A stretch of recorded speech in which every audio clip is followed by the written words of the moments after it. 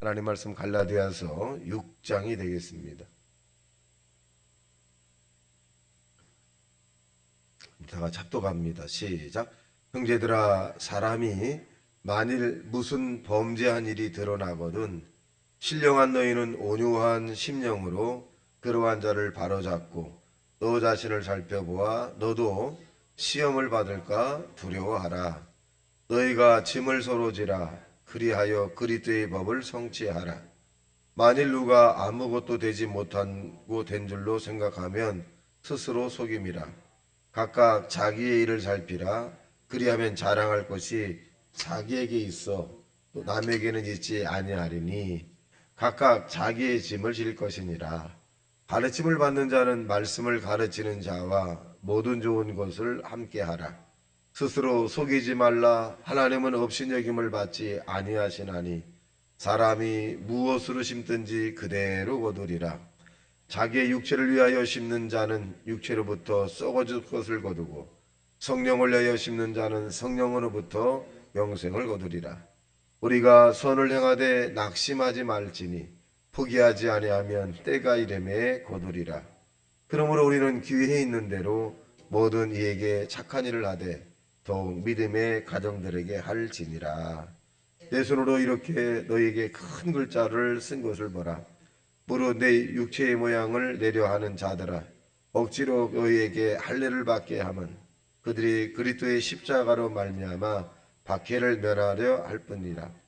할례를 받는 그들이라도 스스로 율법은 지키지 아니하고 너희에게 할례를 받게 하려 하는 것은 그들이 너희의 육체로 자랑하게 함이라. 그러나 내게는 우리 주 예수 그리스도의 십자가 외에 결코 자랑할 수 없느니라. 그대로 말미암아 세상이 나를 대하여 십자가에 못 박히고 내가 또한 세상에 대하여 그러하리라. 할례나 무할례나 아무것도 아니로되 오직 새로 지으심을 받은 것만이 중요하니라. 무릇 이 귀를 행하는 자에게와 하나님이 이스라엘에게 평강과 궁율이 있을지어다. 이후로는 너 누구든지 나를 괴롭게 하지 말라. 내가 내 몸 안에 예수의 흔적을 지니고 있노라. 형제들아, 우리 주 예수 그리스도의 은혜가 너희 심령에 있을지어다. 아멘. 자, 오늘 6장에 있는 내용은 마지막 장이기도 합니다만은 두 단락이죠. 첫째는 너희가 서로 나누어라. 뭐 짐을 나누어. 그러니까 1절에 보면 이제 서로가 이제 나누어서 이제 뭐든지 해라. 뭐 이런 부분이고. 근데 짐이라고 표현했죠. 2절에는. 그러니까 짐을 서로가 나누어라 그렇게 말했고, 두 번째 단락에는 할례나 무할례나 의미가 없다. 그리스도 예수 십자가로 하나가 되는 것이 중요하지 할례를 했다고 해서 표적이 있다고 해서 이것을 자랑할 만한 것은 못 된다. 그렇게 말씀해 주고 계십니다. 자, 1절 시작. 형제들아, 사람이 만일 무슨 범죄한 일이 드러나거든 신령한 너희는 온유한 심령으로 그러한 자를 바로잡고 너 자신을 살펴보아 너도 시험을 받을까 두려워하노라. 우리가 우리 주변에 보면 이 도덕과 윤리적으로 좀 잘못한 사람도 있을 수 있습니다. 또 잘못된 습관이라든가 이런 부분을 향해서 우리가 할 때 안타까운 마음으로 그런 사람들을 이제 권면해 주라고 하는 그런 의미입니다. 권면해 주되 나도 자칫 잘못하면 하나님의 은혜로 하나님이 돌봐주지 않으면 나도 이런 상황에 빠질 수 있다는 것을 늘 생각하라. 그래서 오히려 그런 사람에 대한 비난과 정죄보다는 하나님의 은혜로 말미암아 내가 저렇게 되지 않은 것에 감사하고 또 저도 그들도 우리와 같이 하나님의 은혜로 말미암아 밝고 맑고 환한 인생을 살아갈 수 있는 기회를 달라고 기도해 주는 것이 좋다. 이렇게 표현하고 있습니다. 그래서 어떻게 하느냐? 2절 시작. 너희가 짐을 서로 지라. 그리하여 그리스도의 법을 성취하라. 그러니까 건강하다면 건강하지 않은 사람을 좀 이렇게 돌봐주는 이런 부분들. 내가 힘이 있거나 능력이 있다라고 한다면 그렇지 못한 사람에 대한 부분들을 좀 우리가 좀 지어주자. 그렇게 이제 말씀해 주고 있는 것입니다. 그래서 이 평균계 골고루 이렇게 하라는 의미입니다. 3절 시작. 만일 누가 아무것도 되지 못하고 된 줄로 생각하면 스스로 속음이라. 각각 자기 일을 살피라. 그리하면 자랑할 것이 자기에게 있어도 남에게는 있지 아니하리니. 그랬어요. 그러니까 이 지혜로운 사람과 지혜롭지 못한 사람의 특징은, 지혜로운 사람은 자기가 남아있는 것을 가지고 어떻게 할 거를 생각합니다. 지혜롭지 못한 사람은 없어진 것을 가지고 원망과 불평하죠. 남에게 있는 것만 바라보고, 그래서 우리는 하나님께서 우리에게 준 것이 아직도 있다면, 그것이 뭘까요?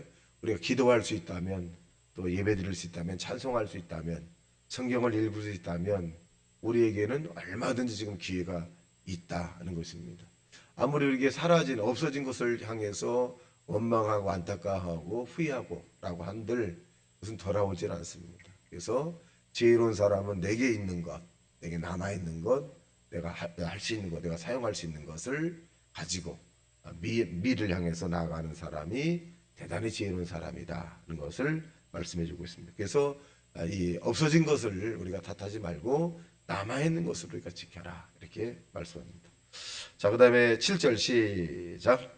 스스로 속이지 말라. 하나님은 업신여김을 받지 아니하시나니 사람이 무엇으로 심든지 그대로 거두리라. 콩 심은 데 콩 나고 팥 심은 데 팥 난다 라고 하는 것처럼, 여기서는 영적인 부분이죠. 영적인 이 성령으로 심는 자는 성령으로부터 편안과 생명을 얻게 되지만, 육을 심는 자는 결국 이 육의 죽음이 나오는 거죠. 그래서 여기 보면, 자 8절 시작. 자기의 육체를 위해 심는 자는 육체로부터 썩어질 것을 거두고 성령을 위해 심는 자는 성령으로부터 영생을 거두리라. 육체는 결국 죽음이죠. 성령은 결국 생명을 의미해 주고 있습니다. 그래서 우리가 어떻게 될까요? 9절 시작. 우리가 선을 행하되 낙심하지 말지니 포기하지 않으면 때가 이름에 거두리라. 그러므로 우리는 귀에 있는 대로 모든 이에게 착한 일을 하되 더욱 믿음의 가정들에게 할지니라. 믿는 자의 가정 내지는 믿는 자에게 이 선한 일을 해자라. 그래서 성경 우리에게 이 믿는 자가 자기의 가정을 돌아보지 않은 자는 불신자보다도 악한 자다, 이렇게 표현해 준 것처럼 믿음의 가정에게 더 신경을 써라, 이렇게 말씀하고 있습니다.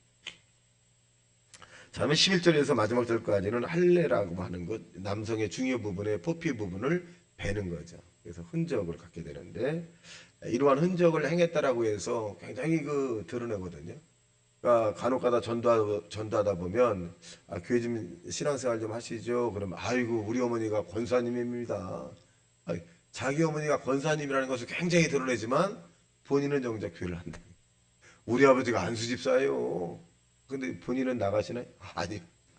그러니까 아버지 어머니가 안수집사나 장로나 또 권사님이 된 것을 대단히 자랑스럽게 생각을 해요. 자랑스럽게 생각을 하는데, 정작 본인은 그렇게 따르지 못한다는 것을 느낄 때 참 안타깝다. 물론 언젠가는 그런 사람들은 주 예수를 믿으라 그러면 너와 내 집이 구원을 얻으리라고 말씀하신 것처럼, 한 가정에 예수를 믿는 사람이 있다면 언젠가는 이렇게 통계적으로 보면 거의 예수를 믿더라고요. 그 하나님의 말씀이 틀림이 없어서 그런지 거의 나중에 다 믿게 되더라고. 그래서 먼저 믿는 사람의 희생이 굉장히 중요하다라고 볼 수가 있습니다. 자, 보겠습니다. 14절 시작. 그러나 내게는 우리 주 예수 그리스도의 십자가 외에 결코 자랑할 것이 없나니. 그러므로 말미암아 세상이 나를 대하여 십자가에 못 박히고 내가 또한 세상에 대하여 그러하니라. 그러니까 그리스도의 십자가 외에는 결코 자랑할 것. 이 바울이라고 하는 사람의 가장 신앙적 고백 가운데 특징이, 나는 그리스도와 십자가 외에는 자랑할 것이 없다. 사실 바울은 자랑할 것이 굉장히 많죠. 가말레 문회에서 수학을 한 수재이기도 합니다. 또 어릴 때부터 바리새인 가문에서 태어났기 때문에 이 율법이라든가 이런 부분에 굉장히 퍼펙트하게 지킬 정도로 윤리와 도덕적인 부분에서 흠이 그렇게 많지 않은 사람 가운데 한 사람입니다. 그래서 바울은 자기 자신을 자랑할 것이 많지만 나는 자랑할 것이 없다. 예수와 십자가 외에는 나는 자랑할 것이 없다. 그래서 바울이 왜 예수의 십자가를 자랑하느냐면 바로 구원이 거기서 나오기 때문에 그렇습니다. 구원. 이 값주고 산 저와 여러분의 영혼의 가치를 예수 그리스도가 그 대속의 제물로 되어서 우리를 구원해 주었다. 그래서 이 땅에서의 가장 사람에게 필요한 단어가 구원이라는 거죠. 우리가 육의 삶은 살다가 그 육의 삶을 어느 시기가 되면 떠나야 합니다. 이 지상을 다 떠나야 돼요. 그때 구원을 받은 사람과 구원을 받지 않은 사람은 성공과 실패가 되고 죽음과 삶이 되고 그리고 고통과 기쁨으로 쫙 나누게 되죠. 그때 가장 우리에게 필요한 것은 뭐다? 구원이라고 하는 거예요. 그래서 바울은 예수와 십자가만 나는 자랑할 거다. 즉 이 말은 구원해 주신 하나님을 나는 찬양한다. 이렇게 함축적으로 말씀을 드릴 수 있습니다. 15절 시작. 할례나 뭐할례나 아무것도 아니로되 오직 새로 지으심을 받은 것만이 중요하다. 그러니까 할례를 나는 행했다. 할례를 하지 않았다. 이게 중요한 게 아니거든요. 그 할례라고 하는 자체가 구원해 주는 건 아니라는 거지. 할례라고 하는 자체가. 그래서 16절 시작. 무릇 이 규례를 행하는 자에게와 하나님이 이스라엘에게 평강과 국리 있을지어다. 이후로는 누구든지 나를 괴롭게 하지 말라. 내가 내 몸에 예수의 흔적을 지니고 있노라. 이 바울의 예수의 흔적이 뭘까요? 다메섹상에서 주님을 만난 그 흔적이죠. 굉장히 어떻게 보면 바울은 영광스러운 일이기도 하지만 대단히 부끄러운 거예요. 자기가 그 전까지만 해도 예수 믿는 사람을 옥에 가두고 때리고 돌로 던져서 순교하게 만드는 그런 일을 하게 될 때 대단히 자랑스럽게 생각을 했는데 다메섹상에서 주님을 환상 가운데 만나고 난 다음에 바울은 대단히 부끄럽죠. 왜? 알지 못하는 거. 자기는 유대교의 법대로 유대인의 삶대로 그렇게 사는 것이 하나님을 가장 영화롭게 하고 가장 존귀하게 하는 것인 줄 알았는데 다메섹상에서 주님을 만나고 난 다음에 너무 부끄러운 거예요. 그 내용이 바울아 왜 내가 나를 핍박하느냐. 바울은 사실은 유대교에서 이렇게 예수 믿는 사람을 잡아 옥에 가두고 돌을 던지고 때리고 채찍질하는 이 내용들을 보면 바울은 굉장히 하나님에게 잘하는 걸로 생각을 하고 있었어요. 근데 정반대죠. 그래서 바울은 이후로 누구든지 나를 괴롭게 하지 말라. 나는 예수님을 만난 흔적을 갖고 있다. 부끄럽다. 너무 부끄럽다 라고 합니다.